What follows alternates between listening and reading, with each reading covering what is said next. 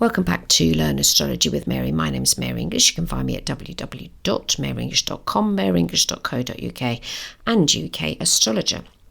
Now this week we have a fabulous guest, Andrea Leonarz, and she's going to explain to us about derived houses. As I said, and I've mentioned that we're going to have once a month a special guest, hopefully once a month, a special guest that will explain in more detail than just in a normal interview about a particular astrological technique that they enjoy talking about. So I hope you enjoyed today's episode. Welcome back to Learn Astrology with Mary. My name's Mary English. You can find me at www.maryenglish.com, maryenglish.co.uk and UK Astrologer. And today we have a special guest. We've got Andrea Leonarz. Pronounce it for me again. Leonarz. Andrea Leonarz. Thank you very much. Yes, it's a tough one. She's a consulting astrologer and she lives in New York. And we're going to have a little chat about how she got into astrology. And then we're going to go on to derived houses. So tell me, Andrea, how did you even begin to get into astrology? What was it that sparked it for you?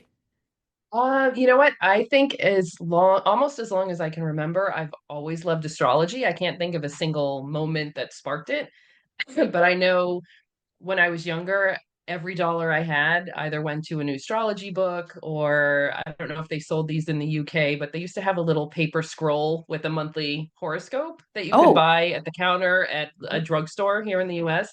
And as often as I could, I would buy one for Scorpios. So it's always sort of been in the background of my life. I was always the friend who knew a little bit more than everyone else and could talk about rising signs and moon signs. So, oh, wow. What you know, age did you learn about rising signs and moon signs? How old would you I have like been? around 12, I remember trying to draw my natal chart. So I had a book Wow. that would, I still can't do the calculations well, but thankfully there's computers. But yeah, it was really That's young. young. That's young, It's drawing a very young. chart. I didn't even know charts existed until I was in my 30s. I knew what sign of the Oh, zodiac I was. really? Wow, drawing a chart at 12. Deep Yeah, yeah. respect. Well, it was still sort of like hobby-ish for a long time.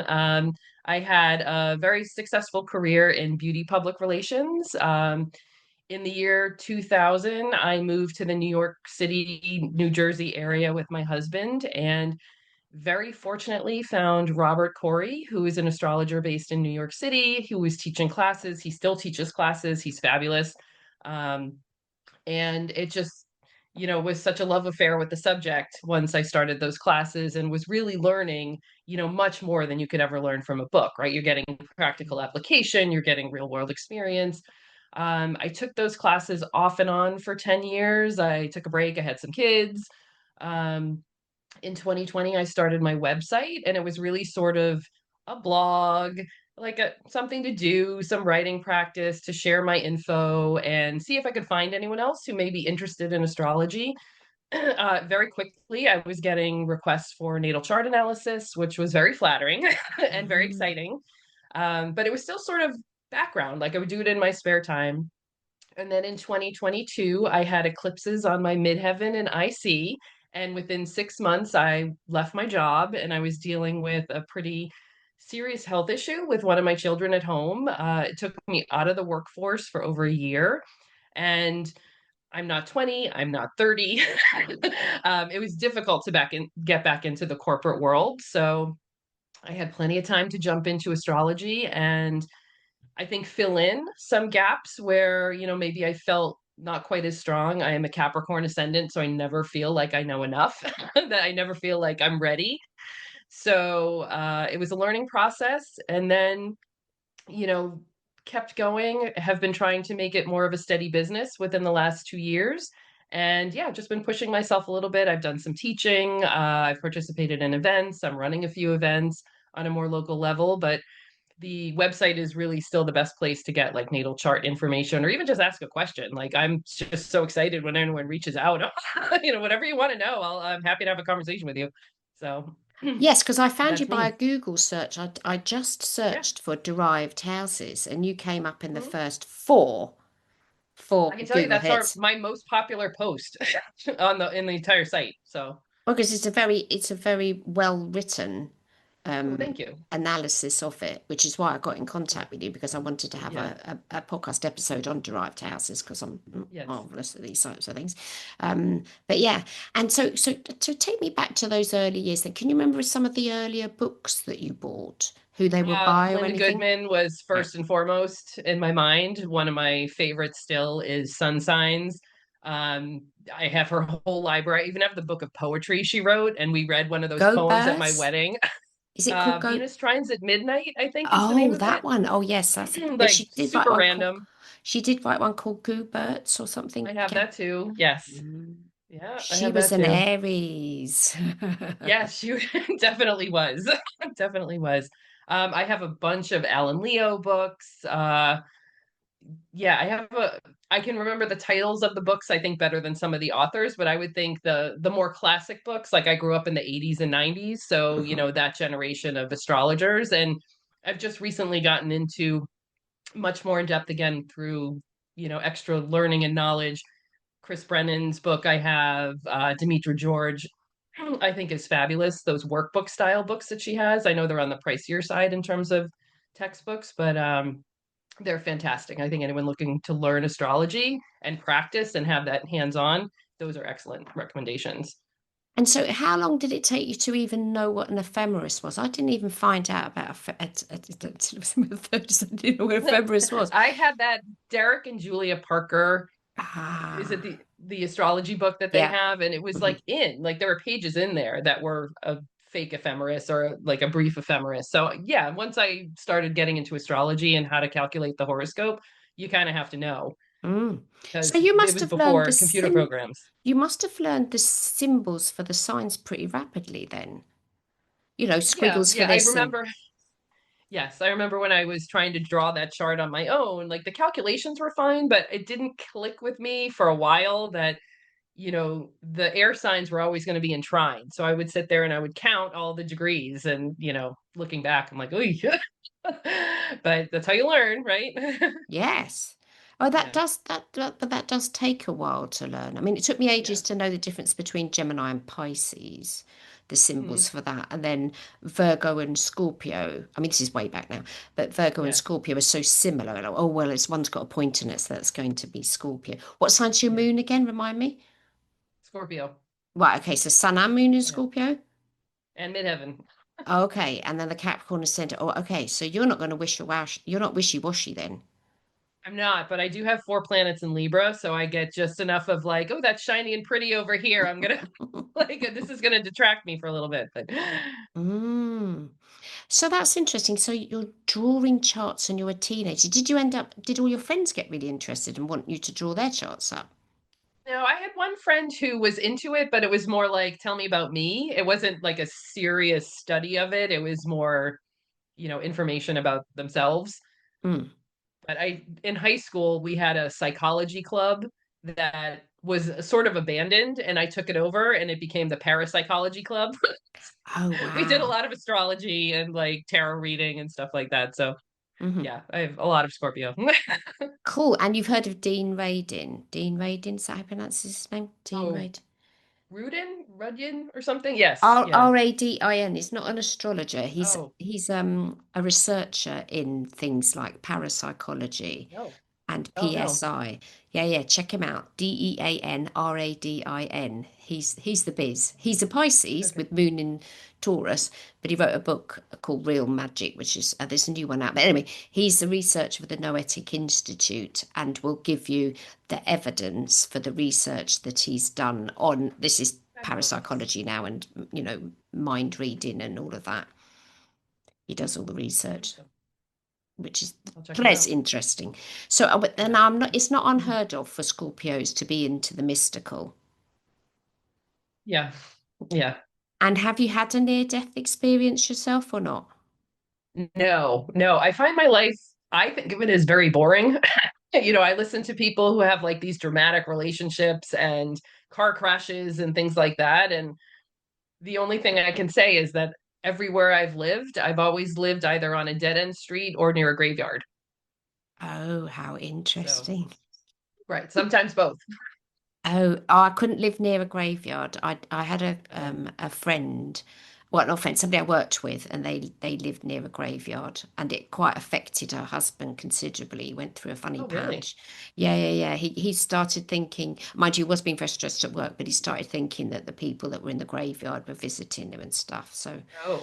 and their back garden, literally, their back fence wasn't even high enough to block off the. It was quite a big graveyard, the view of them. But he wasn't a Scorpio, so. Yes, it's funny because it's, our the house I grew up in, there's a hill, but at the top of the hill there's a fence and that's the graveyard and it cuts through to the town next door. So when we were kids, we would go sledding in the graveyard, we would cut through to go to the shopping plaza. Like I just didn't even think twice about it. I was like, well, this is kind of weird, but okay. So, Oh, how fascinating. I don't hang around. Well, obviously, relatives that are passed over, then I'll visit them yeah. and stuff. And near me in Bristol, there is a very, very beautiful graveyard with wonderful sort of statues and all the rest of it. It's Mhm. beautiful. Can't remember the name of it, but my sister walks through there a lot, and I've been through it as well. It's very nice. So, who would you say influenced you the most while you were building up your practice? You mean in terms of authors or like people? Like Either, and both. So authors, I think Linda Goodman, only because it was sort of my first experience, but she was such a great writer and it was very personable. It wasn't super technical. It was very easy to understand and engaging the way that she spoke about, Scorpio parents or Scorpio children and Capricorn, whatever. So I think I really gravitated to that. I love more of the esoteric side of astrology. So Alan Leo has a esoteric astrology book that was written before Pluto was founded. So some of these older books are actually funny to read where you don't get any insight into Pluto. But sort of combining the Indian mysticism and the Kabbalah and Western astrology, that's always been fascinating to me, and I gravitate towards that. Um, in terms of actual astrologers, my teacher, Robert Corey, has been such a mentor and a friend and a guiding influence in terms of, the positive and the practical uses of astrology, and then how to go beyond it a little bit more. And derivations was one of the techniques he taught. And I think I gravitated to it pretty quickly because he explained, you don't need the charts of everyone you know. Your chart is a map of the soul, which is the reason for the title of my website. And, through derivation, you can gain insight onto these important relationships in life. And then as the classes went on, there is a way to leverage that derivation technique into more of the philosophical side, which again, sort of, it, very much fascinates me to sit there. And sometimes I look at it and I don't know what question to ask, but, it starts to come through. So, It is fascinating, and it was only after because I thought I'm going to have to get you on the show. I'm going to have to get you on the show. You're going to have to explain more about it because I do basic natal astrology and readings and transits, and I use a website called Astro.com, which is based in Switzerland, and oh, they I love make them. Yeah.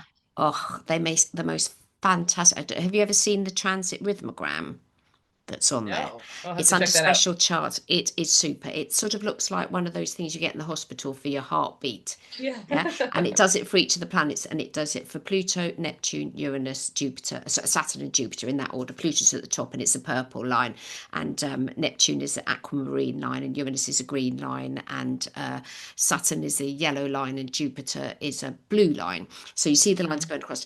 And then as the transiting planets aspect your natal planets, they might peak because they're exact. So you've got an Oh, exact okay. Uranus transit square to your natal moon type of thing. And Hmm. then depending on how high the peaks are, is how exact that aspect is and how it will sort of look out because it does it for a year. So it does it for, so in 2025 it'll take you 26 now, take you up to 2030. So it's quite a few years in, and then you can see Pluto's flatlining this, and it's a really quick way of so I emailed Alois Trendle, the guy that owns the website, how did you even get this thing created? Because it mentioned some German person's name on there. Hmm. And he said, oh, no, it wasn't him that invented it. It was him that suggested it.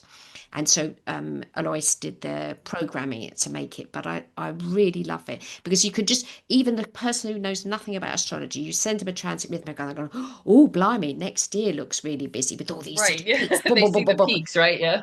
Yeah, yeah, yeah. But it does explain it on there that peaks isn't good or bad. It just means there's more activity. Some people like a Right. quiet life and they love it when stuff are flatlining. Other people like me that would prefer a bit more activity. But it's very, Right. very visual, even for people that don't understand astrology. So I think that was, yeah, I use that site a lot. So what's software? Do you use software or websites I or do. apps? I have the Kepler program, which I like, and I will go on to AstroSeek. I don't know if you've used that I have website. a bit, yeah. Yeah, and I find that zodiacal releasing is sort of like a new subject that I haven't mastered, but is interesting to me. So to go in there and see, the peak periods and everything like that, and try and match and align, where did I, get my job? Where did I lose my job? When did I have my kids and how that lines up, and trying to teach myself that way in addition to other resources online or in books and things like that. So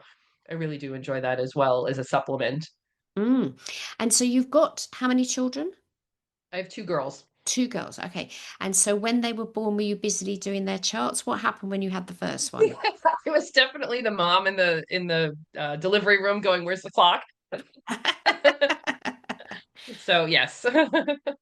And did it surprise you the charts they had, or did you sort of know leading up to the birth where the planets were going to My be? older daughter sort of was a surprise. I really expected her to be a daytime birth. She was a 7:33 p.m. birth. So she's an Aries ascendant with a Virgo sun, and she is 100% that.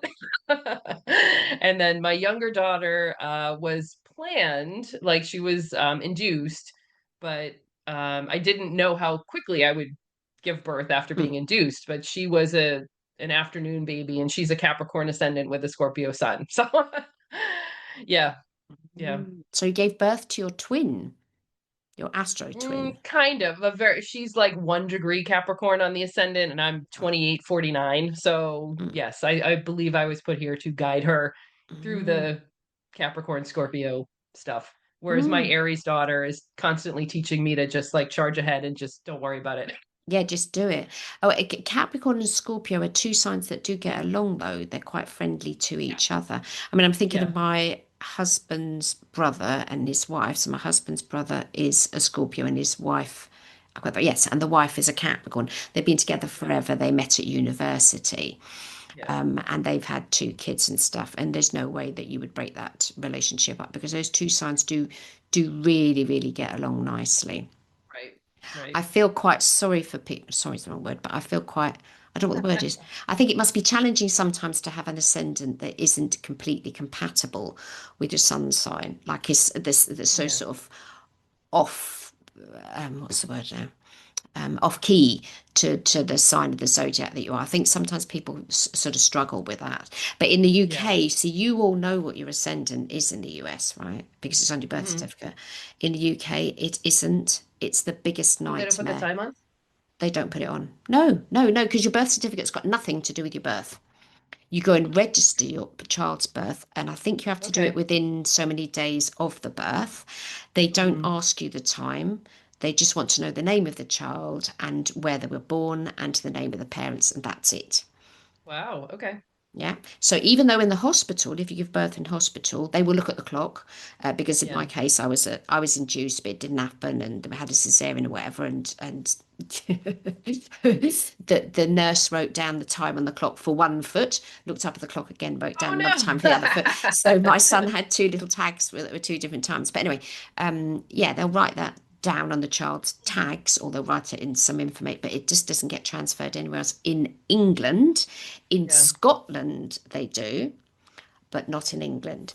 And it's the most annoying thing for UK astrologers that the I guess people, so. because then they've got to ask their mum who might not remember, or they'll ask their Yeah. granny, or it might be written in a baby book, or and then mum will go, oh well, I'm not too sure. Ask your dad, and but you've Right. got it on your birth certificates. You're just so lucky. Yeah. Right. I know. Oh, that's that's tough. Unless UK astrologers are much better at rectification. I don't know. Maybe they have to by necessity. So, I don't know. They do a lot of Do they do a lot of rectification? I don't. I've never been asked to rectify. I just, if I don't know the time, I just use the default time of 6 a.m. and do everything whole sign. Just oh yeah, yeah. Um, because there is a method within astrology. It doesn't really matter the time of day as far as transits go. I mean, obviously, you right, can't do houses in that case. The houses right. aren't going Yeah, to that becomes a work. challenge. Yeah. But then, if astrology wasn't a challenge, would we want to do it?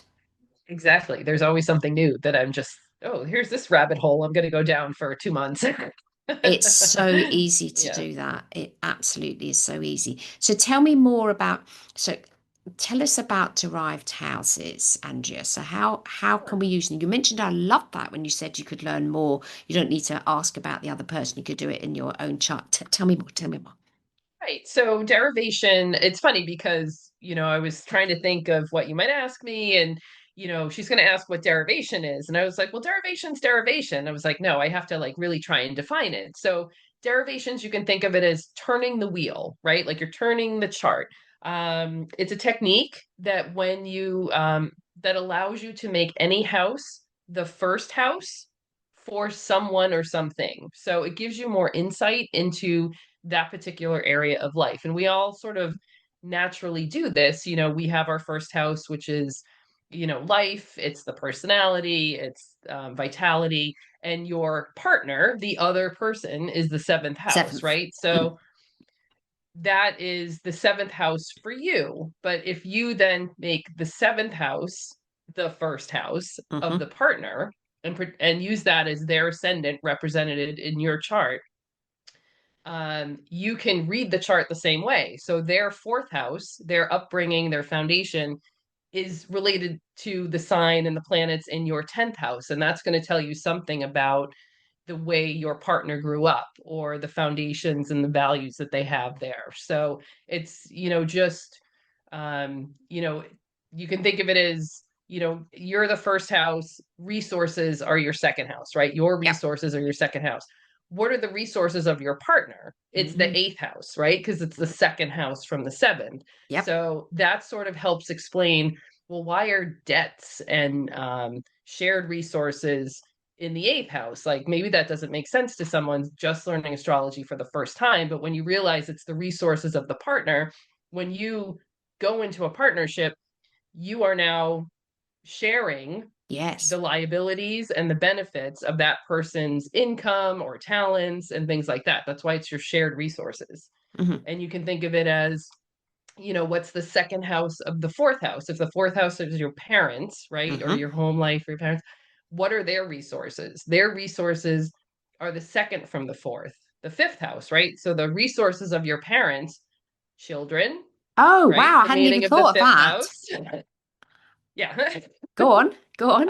Love, the resources of the parents that they give the children love, creative self-expression, the confidence for you to fulfill your fifth house, those come from the resources of the parents. Mm-hmm. So it's just a matter of, which meanings you want to assign to the house as you go around. Um, and then try and think. It's a meditative exercise in a lot of ways, right? To determine how these pieces all fit together. So in a very practical way, if you're looking at relationships, if you're looking at the seventh house as representative of the ascendant of your partner, Mm. their career is going to be 10 signs away, because in your chart your career is 10 signs away. Yes. So for Mm-hmm. you, starting at 1, it's your 10th house, Yep. but if you start at the 7th, it's the 4th house. Because So you've counted, and then so do you count that first? Oh, okay. So the seventh is the first house. So then you go 1, 2, 3, 4, 5, 6, right. 7, 8, 9, 10. Okay, because that was the thing I wasn't too sure about to start with. Am I? Because like when you count, sometimes, but there's different ways of counting. So like whatever Yes. you do the next number, but it isn't. So that's number one. That's the first house. Okay. Right. So okay. So So if you were thinking about your child's girlfriend or yes. boyfriend, So it's the partner of your child. So in your chart, children are the fifth house, right? yep. So you would take the fifth house Mm-hmm. in your chart as the ascendant of your child, Yes. and their partner would be your 11th house, right? Because it's the Because that's seventh house. seventh from the fifth. Yeah. So you would count counterclockwise, yeah, Yeah.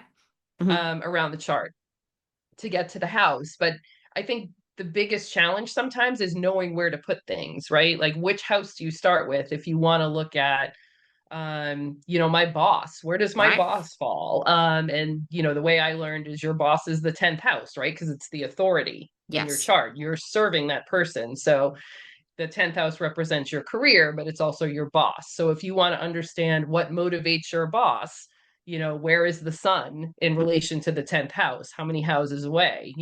Maybe it's in your 11th house, then your boss Oops. is very Stop there. money motivated. So Yeah. stop there. You said 10th house Yeah. and sun. So where are we doing the sun now? Well, I'm just saying, like, if you're Yeah. looking at your 10th house as representative of your boss, Boss. Yes. and the sun in your chart is in your 11th, Yep. that's the second of the boss, right? So the boss may organize his life, the sun, meaning the sun, around money because that's the second house from the 10th. So your boss is Oh. very motivated by you earning money for him. Oh, oh gosh. That is a lot of different things and different. That is very meditative. Gosh, Yeah. I'm gonna be at this for the next 6 weeks now. Yeah. So there's very much the practical application where you look at whoever in your life you want to understand a little bit better by the Mm. sign and the planets. And again, it's, you can even like literally turn the chart and put the 10th house in the right hand or the left hand side on the ascendant spot Yeah. and count around so you can, visually see it a little bit better. But one of the other things that my teacher taught me is on a more philosophical level. Hmm. If you think of the derived houses, and hopefully I can explain this correctly. He explained it to me in relation to something called the archetype, which I don't know if you're familiar with. A lot of people call it the natural zodiac. It's like Aries on the first Yes. house, Taurus on the second. So, Yeah. um, but if you look at that natural zodiac or the archetype, if you apply these derived houses, you can actually gain a lot of philosophical insight from the birth chart as well. So, in the natal chart, your eighth house is the house of death, right? Yes. But 8 houses away from any house is the death of those attributes. Okay. So So if the you think eighth, of it, like you've got your siblings in your third, and then eight from right? the So third. 8 houses away from the third would be their death or like their debts Wow. and liabilities, whatever eighth house factors you want to think of.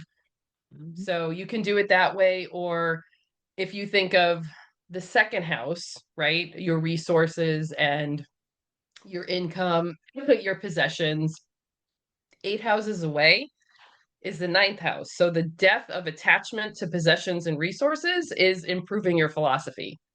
So you can get very meditative that way if you want. Oh Or gosh, wow. religion, finding religion, you detach from possessions and income. Yes. I mean, my mother was born with sun in the 10th. Sorry, sun in the ninth, and my brother was born with sun in the ninth. My mother converted to be a Catholic at age 16. My brother didn't convert to Wow. anything because he didn't want to be a Catholic. So that was, but he was very into the things that he was into. And I thought it was interesting how two people, she gave birth to somebody who had sun in the same house and stuff. Um, but if you're looking at the second and 8 houses on from your second, is the death Ninth. of your, sorry, ninth, beg your pardon, Yeah. the death of your attitude towards your own finances? Right. So if you have a very strong second house focus and you're very concerned about what you own or earning money, that dies when you improve your philosophy or find religion, right? So 8 houses Yes. away, if Mm. you start focusing on that, um, that becomes the death of attachment. Okay. So And then would you be looking at what's natally in there or what's transiting through there and you everything? can. I mean, if you want to look at it more of a philosophical way, you don't have to worry about planets that are in there. Hmm. You can just think of the house itself. Hmm. So, if you think, if you are in the fifth house of children, 8 houses away is the 12th, right? The death of a Hmm. child causes suffering. Mm. Gosh, I'm going to have to relook at so many of my clients' charts now. You've set Yeah. me off. But that's it. It's like you just spin, Yeah. keep going around and around. But you can Because do that with any house. yes, Donna Cunningham did explain that in one of, I can't remember which book of it was, but I think it was the one about uh something about the moon. She wrote a book about the moon, and it was all sort of that if you sort of learn about your moon, and then she recommended sort of moving it, that this house was then the starting of it, and then you could sort of count. And I read that and I sort of vaguely understood what she meant, but never really did anything with it. But she actually has a demonstration in the book about, turning it round, and you can shift it and you can find different things. But I was always just thought that derived houses was more to do with, and I know I'm completely wrong, but I thought derived houses was something to do with like a orrery astrology, and you're sort of trying to find the this and that, the It may. I mother-in-law. don't know Yeah. enough about orrery as a No. topic. Mm. This is just how I've applied it for natal chart, Yes, the I'd way I never learned. thought of it as being as a natal. Oh, But if you have a client now oh. Mm, and they're like, well, my older sister is really giving me a problem, we mm, really always fight. You can look at the third house. You can look at the way I learned it is the older sister is always the two signs above you, starting at your ascendant, and the younger sister is two signs below you. Like in general, siblings are going to be the third house. But if hmm. you want to pick and choose, if you have multiple siblings, Five. oh, wow. Well, Anyone? four siblings, five children. Yeah. Okay. So you then, excuse me.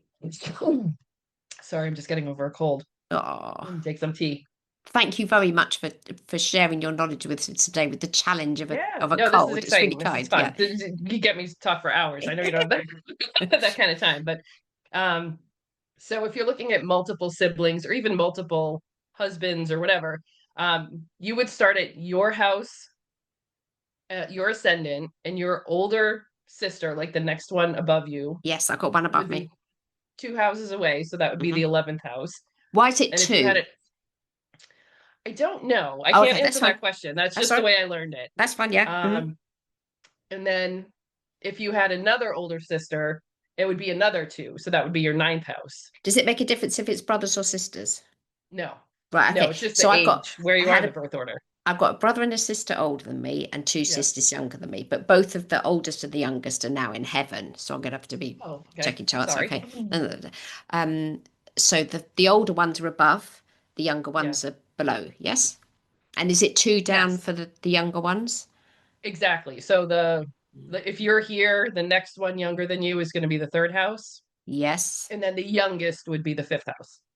Okay. Oh, so So, when you're going downwards, you start with the third house right. sibling. But if you're going upwards, it's two houses Yes. up. Yes? Yes. Yeah. So you can think of older, I'm going up and Yeah. over, and Mhm. then younger, I'm going down and around. But it's three houses you're going down and around because you said if it's your older sibling, it's your 10th house. That's two houses up. It'd be the ninth. It'd be So the your ninth. first, Right. yeah. So your first oldest would be the 11th. The next oldest after that would be the ninth. Ooh. Okay. And Right. okay. So let's say you're working with a client or you're working on your own chart. You don't need their charts anymore. Right. Right. I mean, it's good because you will get more detail, but in terms of like general significance and, Mm. you know, traits, and you can get a lot of insight just by looking at your own chart and seeing how the planets are then configured to that person's ascendant, whatever you take as that house. Mm. And when you're, so this is a house question now, this is the one that ever goes Yeah. on. So are you using whole sign yourself? Do you use whole sign houses or are you using Placidus? What I do house not. system? I actually learned with Regio Montanus. That Ah, was what my okay. teacher taught. Hmm. So, quadrant house system. But, in the last couple of years, I know so many astrologers now use whole sign houses. Mm. And it's just a matter of, I don't know, that's been a fascinating topic for me, is to figure out how to use them together. And Hmm. I haven't solved that question yet, but, are my quadrant house points in a whole sign just, more sensitive? Like, is it, I don't know, because I have a lot of Libra. I can make the case both ways. Like the eclipse on the IC, you know, threw my home life up in the air, but it was also specifically my child. So Yeah. it's the fourth and the fifth, which is where my IC would be in a whole sign chart. Mm.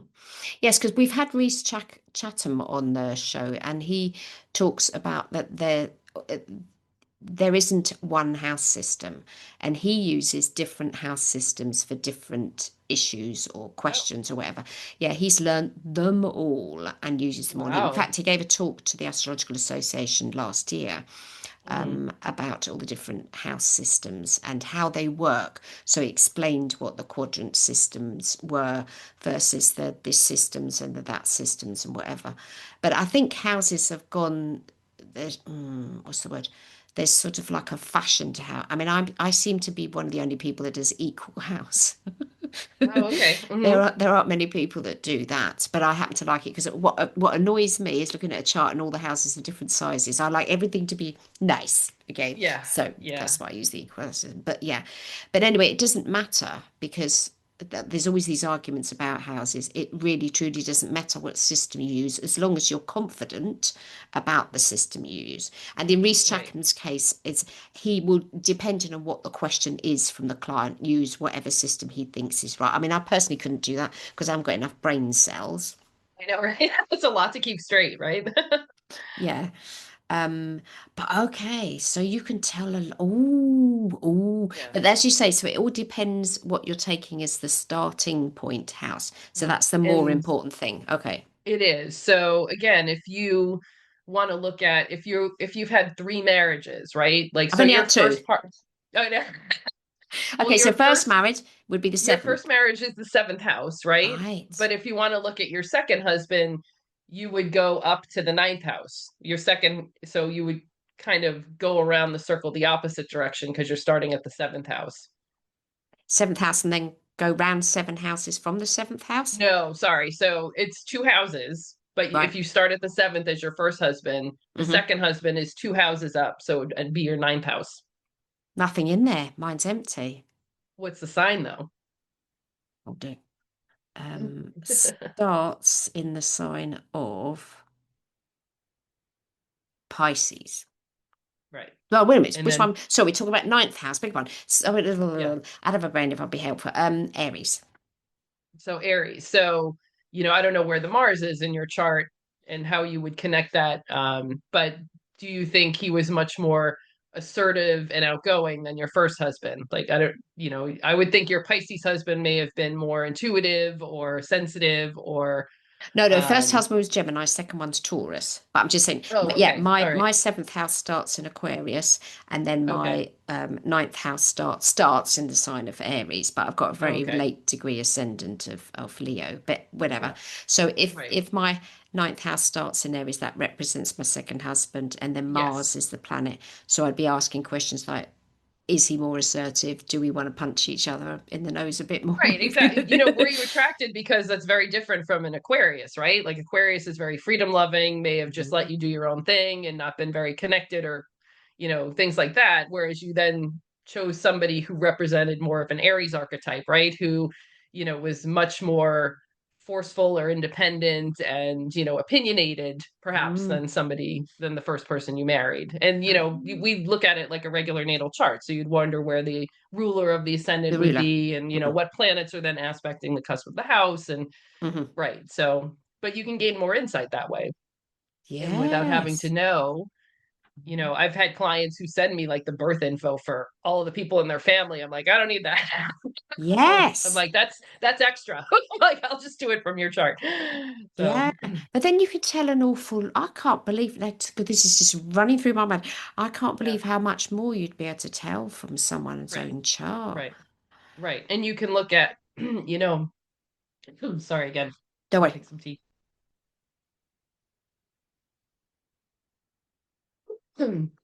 If you're looking at your parents in your home life, that's the fourth house, right? Yes.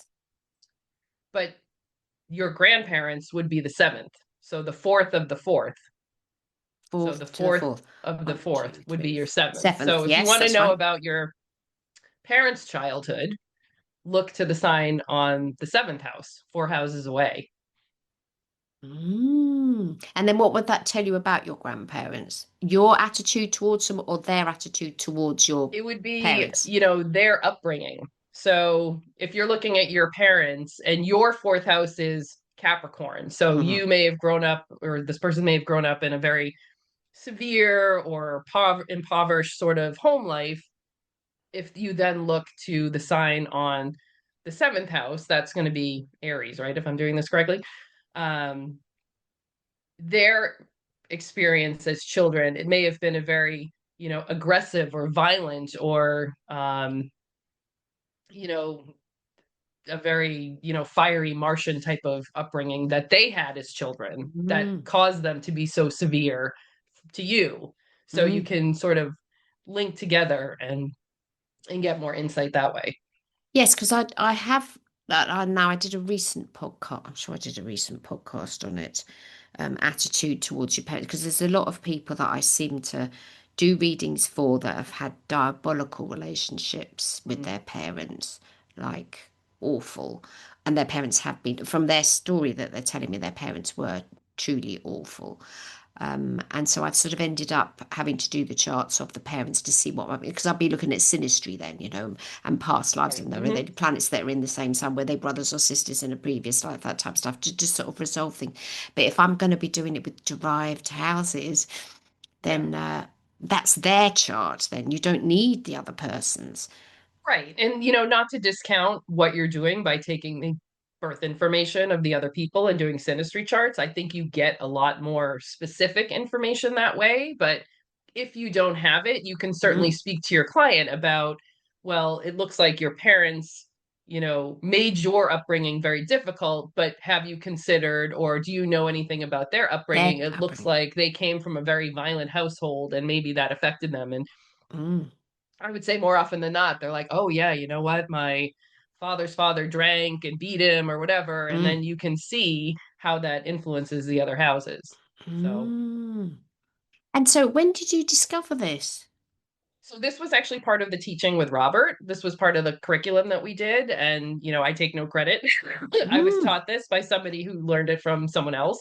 mm. Um, but it's But been I've not heard very, it used like that. I've only ever heard, I always just thought it was an orrery thing. You've like totally blown oh, my mind now. I just thought yeah. it was used in orrery charts just sort of find out, your wife's sister or something.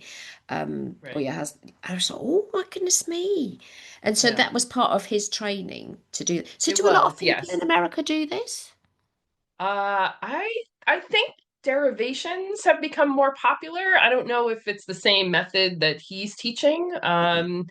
Yeah, I haven't heard a lot of people say they do it specifically, but I know people who use the technique maybe without naming it. So, Mm. Yeah, because but that's how yeah, I I would. found you. Because I was doing the girlfriend of the boy, Yes, Well, with the- yes, and that was what prompted me to do the Google search. I was just thinking, oh, how would I do that? Must be derived houses, and that's how I discovered it. But oh, yeah, yeah. So my favorite example that I put in, which was actually one from my teacher Robert Corey, which I should have credited him a little more explicitly in it, but was your sister's dog. Like if your sister's dog had a health issue and somebody came to you or your sister came to you mm, and was like, I need to know about my dog. So first you'd want to find your sister in your chart, right. right? So you would either go, if it's an older sister, you'd go to the 11th, or younger sister, you'd go to the third. And then the dog, most people take small pets as the sixth Sixth, house. yes, But my teacher always said if you keep your dog in like sweaters or it's an Instagram influencer pet, like that's the fifth house, right? That's a yes. That's pleasure. that's a That's a baby thing. beloved something or other. Yeah. So he would often take dogs like family pets as the fifth house. So Mm, you'd want to look at your sister, whatever house that is, as her ascendant in your chart, and mhm. then count five houses away, and that would be the dog. And then you can see the sign on the house, you look at the ruler and, all the other factors that you do when you're reading a chart. And then you can take transits into account as well. So Of there course might you can. Yes. Yeah. the You know, sister's dog isn't well at the moment, and they've got Pluto right. transiting through the house type of thing or whatever. Right. Yeah. Saturn and Pluto are conjunct Yeah. next week. Yeah. Yes. Yes. Yes, it isn't long until that conjunction happens. One wonders Yeah. what's going to go on because it hasn't I happened don't for an know. awfully long time and blah, blah, blah, Yeah. blah. Mm. Oh, goodness, that's me now. I know what I'm going to be doing for the next few weeks. Right, right. And then, again, like one of the things that I love to do is take it more as a meditative lesson. If you look at just a general chart and you think of the house meanings in relation to the first house, and then try and say, well, the fourth house is my foundation, right? It's that rootedness of the chart. But what's the rootedness of my partnership, of my marriage? So if you're looking at your seventh house, for example, what's four houses from the partnership, right? So it's the 10th. My partnership is rooted because, I was attracted to this person because of our mutual reputations, right? You Mm. don't get a partner unless somebody vouches for you, you introduce each other, and you have, you know, you're not a crook. Yeah. So Yes, but you can be a crook, and people are, and that you does can. happen. So, What do they call those romances that aren't excuse so me. fun? There's a word for it.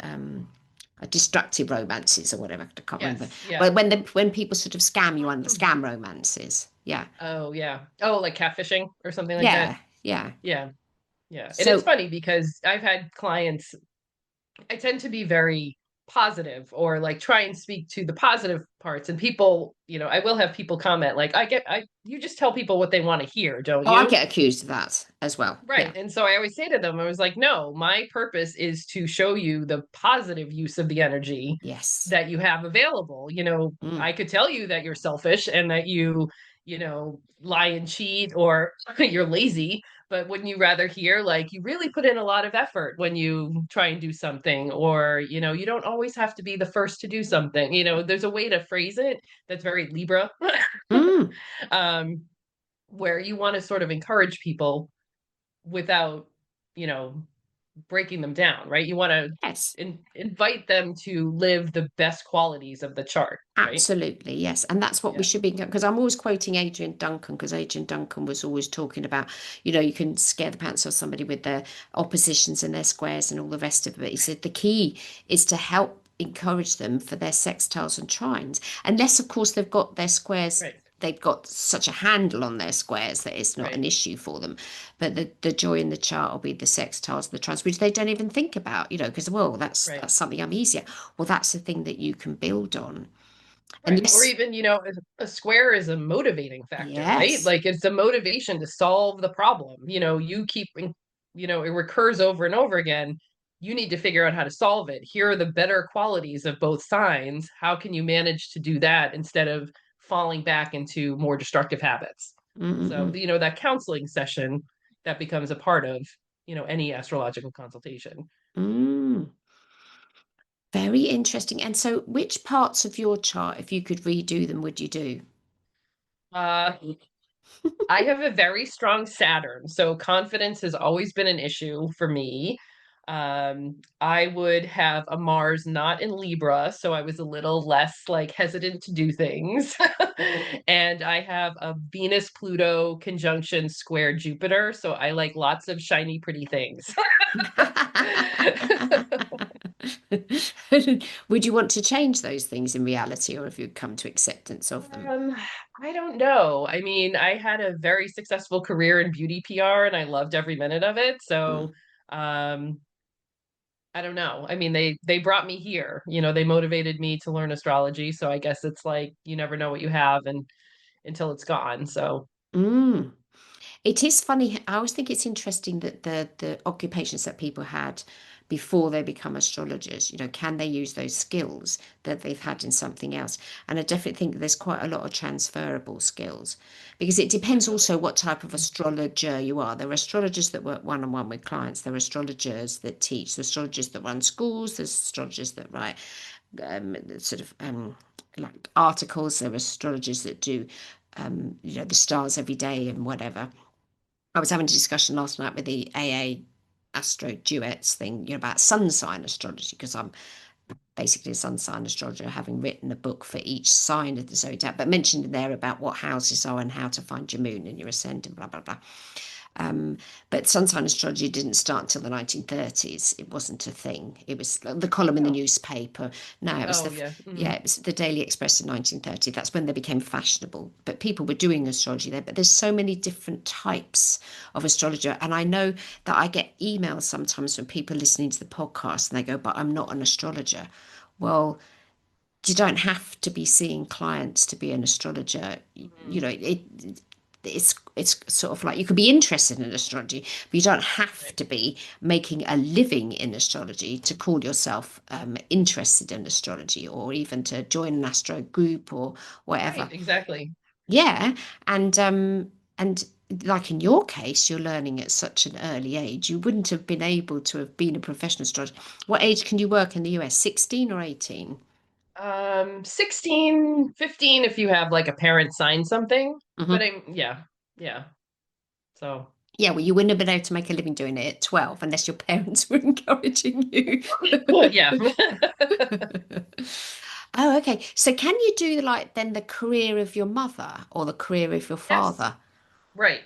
Yes. Mm. So again, like the way derivations was taught to me, and I think some astrologers may disagree with this, but parents in general are the fourth house, but the same sex parent is usually the fourth house, Hmm. and the opposite sex parent is usually the 10th house. Oh, that makes sense. So Yeah, I like that. so if you wanted to know the career of your mother, you would look to your fourth house and then 10 houses away, Mm. Okay. which would be your first. Yeah. Hmm. So Hmm. Gosh, you got so how do you get to a cousin then? I guess you'd have to look, is it your mother or father's side? Because you'd have Yeah. to find them first, Yeah. and then their Sister sister, or siblings. Yeah. right? Child. And then, yeah, oldest or youngest. So, Oh gosh, and then that would be a lot of counting. But you could still right, do it. Yeah. Oh, right. oh, oh, oh. Or, the condensed version is to do the third, right? Because it's like extended family members. So, Mhm. Yeah. And so with your children, so okay. So how yeah. how much of your children's charts have you done? Like, are you always checking them, or how old are they now? Do I do their solar returns. I try and see the main themes that are coming up for the year. I do every once in a while if there's an important event coming up around a specific month, I'll do a lunar return for them. Like my younger daughter is graduating high school in the US, so she's waiting on college decisions right now. So Eee. Mm. yeah, so January was not the best month in terms of like positive or definitive answers. There's a lot of deferrals. But March looks much better for her. So she'll get, some offers and some clarity and, finalization hopefully by March. My older daughter is about to go to the UK to study abroad. She leaves in a Oh, week, so bless. I will be there in March. I don't know how far you are from London. Uh, 90 miles. oh, okay, that's far. Yeah. When I won't have a car. Uh, um, but yes, so seeing, her lunar return and some of the transits for, the upcoming months while she's there. I've been taking a look. So So she's going to go to college in the UK. right, just for a semester. It's just a study abroad in her college from the US. So Which part, do you know which part of London is she'll be going to? I don't. She's Is it the yeah, centre I of don't know. London itself, or is it I just think she's outside? pretty central. I think Okay. she's pretty central. I think she said she was near Big Ben. Okay, I yeah, don't that's the know. centre of London. Yes, Yeah. yes, yes. Mm. And you're going with her? No, my husband and I are traveling in March. It's the high school break, like Hmm. vacation break. So we're gonna go while my youngest is on break and go visit her for like a week. So we're just there Oh, for a little bit. congratulations. I hope she has a Yeah, lovely time. She gets stuck in she London, will. not understanding anything. To God, I used to Thank live in you. London. I don't live there now, but Yeah. it's not. So I went to an American school in Switzerland. So I grew up in the UK and my parents moved to Switzerland. Part of the family went there and a part stayed here because they were at universities. But I went to school in Switzerland. But I went to an American school in Switzerland. So I was working, studying with kiddies from US education. So I was in the US education. Then I came back to the UK and went back into the British education. It's terribly different. But in the US school that I went to, which was based in Switzerland, and I was sort of getting to be friendly with kids there. Even though we speak the same language, there's so many words that are different. And I've told this story before, but I'll tell you again. I was in a mathematics class and I asked the guy behind me, I was writing in pencil and I didn't have an eraser, except in the UK we use the word rubber. So I turned round to him and it was unfortunately a boy. And I said, oh, you don't have a rubber, do you? And everybody fell about laughing. And I, for the life of me, didn't know what it was Yeah. until later. But yes, there's some words that are used in America that are sort of different to English, and we Yeah. apparently speak the same language. And then another person told me that actually American language is older English, so English has sort of moved away, but Oh. so that apparently what you speak and how you say it and whatever is proper. It's us that have got it all wrong because we've moved on, which I thought was I don't lovely. know if I agree with. But my stepson lives in the US, so his wife is American. But there are definite differences between the UK, but there isn't because you're speaking the same language, so you can eventually be understood. So it's not hard. Yeah. I But visited in college. I went to London just to visit a friend who was studying in Paris, so I wasn't there very long. But I remember having something I needed to throw away, and I was like, "Do you have a trash can?" And they looked at me like I had three heads, and I was like, "Garbage." They're like, no, "What? Rubbish? Rubbish?" I'm like, yeah, "Yes, whatever you want to call it. I need to throw yeah. it away." Yeah, So, it is those silly little things, but it's amazing how in the US astrology is much more accepted. It's still quite a quirky thing here. To say that you're an astrologer is like, oh, you've got six heads, but it seems to be in the US much more accepted. Why would you say that was? um, I don't know. Maybe because of social media or the proliferation of so many different niche interests recently. Within the last 20 years, I saw it just even in my career in PR. Like we used to work with 10 magazines and suddenly it was three magazines and 1,200 websites. Like there's just so Mm, many different niche things. I think the rise of the celebrity astrologer has helped. Someone like a Chris Brennan or the Astro twins or mm, Chani Nicholas, who I love and follow all of them. I do think there's that as well. So, mm. Because we've had astrology on the television, but not anymore. It used to be a thing in the oh, 70s, 80s, sort of stopped around about the 1990s. I don't think there's any TV programs with astrology, on which there used to be. When I was growing up, there were. yeah. Um, but yeah, and yeah. But what I do think's nice is places where we are now, which is YouTube and also on the Hmm. podcast and stuff, that it's perfectly legitimate to talk about the things that you're interested in. And if other Right. people want to listen, they can.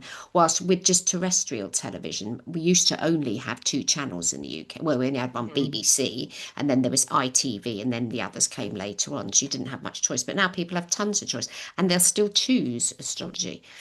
And there's it is much more popular. And I love the fact that that you can teach yourself astrology. I know it's tricky to do that, It is. Yeah. but you can really raise an interest because there's so much information out there, and then everybody's sort of disagreeing about how to do things. Yeah. Yeah. There's a lot of different things. I did find I can't remember the title of it, but one of the podcasts from Chris Brennan that I listened to was basically the gist of it was like how to become an astrologer, how to start doing astrology. And it was interesting because his like first story, or he said when he began, he would write out super long like Yes. analysis. He wouldn't do Mhm. it in person. I was like, oh my God, that's exactly what I did when I started doing charts. I was like, this was uncomfortable, this face-to-face sort of thing. So I was like, well, let me write it. And I would send people like 30 slides of analysis. And that he was just saying you just kind of have to do it, and Yeah, it'll but be he's a awkward. Scorpio And as well. he is, yes, Yes. yes. Mhm. But he was saying, he's like, it's awkward and weird, and you're going to have clients who you just don't connect with, and some are going to be great. He said, but the more you do it, the more comfortable it'll become and the better it'll be. And I was like, that's the kick in the pants like language I needed to just say, you know what, okay, let's get a Zoom account, and I'll offer it, for people who don't want it written, we can do one-on-one. And it's much, honestly, it's much easier sometimes, I think, to do face to face because you get the immediate feedback. You can build a rapport with someone. Mm. But maybe that's my Libra. Like I do like the one-on-one a little bit more now. So, Yeah, I mean, I did do quite a lot of writing when I first started out, but I did face to faces with people very, mhm. very early on. And I'm also an alternative therapist, so you can't do that. Okay. Well, you can do some of it Mhm. online, but the majority of the times it was face to face with people. So I was already, and I'm quite happy to see people face to face. Yeah, so I'm not nervous or shy or any of those things. Mhm. I'm the absolute opposite of that, in fact. Leo ascendant, unfortunately. Ah, perfect. Yeah, exactly. Yeah. And so, but working with people, I've never felt shy. So I've never Mhm. suffered, and I come from an enormous family, so I'm happy with people. So Mhm. me myself haven't had an issue with working with people. And if I make a mistake, I say I'm sorry. I try Right. not to.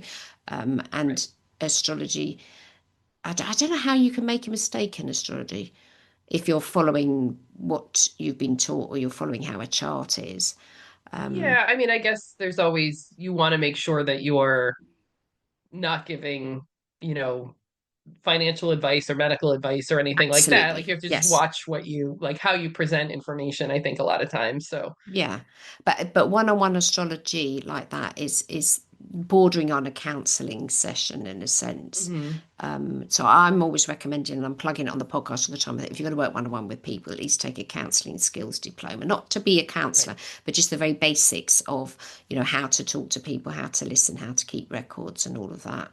But Right. it was I'm always quoting Donna Cunningham, sorry, but Donna Cunningham in her book, which was like How to Be a Professional Astrologer, whatever, she was always sort of saying that it's really important when you're working with people that you take into account that you've got a human being in front of you, and that Yeah. you shouldn't be offering stuff to people that you don't understand, etc., which I completely Right. agree with.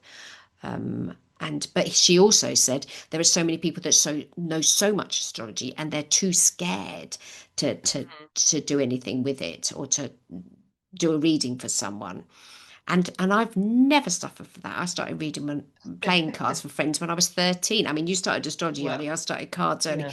but it never freaked me out, never bothered me at all. And I wonder sometimes with people what that fear is, that they're worried, that they don't know enough. And I say, you don't need to know that much because well, if you live in the UK, your client's not going to know Yeah. anything. They barely know what sign of the zodiac they are, let alone all the Yeah. planets and stuff. It's going to be lovely for them. They'll have a lovely Yeah. time. So, don't be such nervous about it. Right. And I think that's the eternal Capricorn problem, right? Like, am I ever prepared enough? Especially I Yes. have Saturn retrograde in Gemini. So it's like it's Oh, like wow. Okay. yeah. Yeah. So I definitely that's been the biggest hurdle for me. But the beauty of getting older, right, is who cares? Yes. Yeah. Oh, and Like, I gotta I've got Saturn in Capricorn, so yeah. oh, okay, yeah. Um, I don't. Yeah, I've got Jupiter in Capricorn. Which Me is too. Yeah, I know, right? I always think of Jupiter and Capricorn as like, wow, things are great, but I better not get used to it because it's going to yeah, be harder to get it next time. yeah. Yeah, if Yeah, there was one planet I could change in my chart, I think I'd prefer my Jupiter to be in this proceedings or yeah, rather oh, it was in Sag. Sagittarius, yeah, than Yeah, Capricorn. But hey, we can't choose these things. Andrea, thank you very much thank for you. This was a talking. pleasure. It was absolutely fantastic to hear about derived houses. Now I've got a completely different attitude towards them, and I hope people listening have enjoyed today's conversation. So we can find you at Soul MO.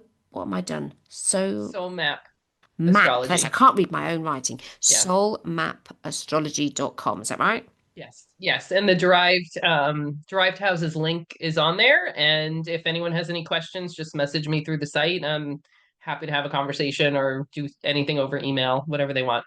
Sure. And if they want to book with you, They can do it through the website as well. I don't have like a cart to check out or anything because I need to ask questions. So just message me through the site and I'm happy to get back to you and talk to you about rates and services. sure. And you're based in New York City? New Jersey, but yeah, New Mhm. York metro area, right around Okay. that. circle. Super. Oh, it's Yeah. been absolutely lovely talking with I you know. So today. nice to meet you. Yeah. Thank you. I'm going to turn the recording off, but it's Okay, really, perfect. really lovely meeting you today. Thank you very much for Thank you. coming. Yes, have a great day. Thank you. Thank you so much, Andrea, for speaking with us today. And you can find Andrea at soulmapastrology.com. So it's spelt as soul, SOUL, map, MAP, astrology, astrology.com, soulmapastrology.com. It's a website and a blog, so she's got plenty of articles on there about interesting astrological things if you're not sure about, and it's really, really well written website. And she was an absolutely fabulous guest, and I've been almost a few days after we had the interview, I tried out the technique with a client who's very forgiving, and I know them very well, and I said, I've just learnt this new technique, are you okay if we go through your chart using it? And so I did that, and she was going, oh wow, how can you tell all of that from your chart? And I went, I've just learnt it from Andrea. So I do hope you have a fab week. If you'd like to learn astrology with me one-on-one, then ping me over an email or just pop over to the website maryenglish.com. Lots of information on there. Same thing if you'd like to have a reading, all the info's on the website. But always, if you would like to have your chart featured on the podcast, then ping me over an email, mary@maryenglish.co.uk, and maybe we'll be talking about your chart and doing some derived houses on it. So I hope you have a fab week, and I'll be back next week. Bye bye now.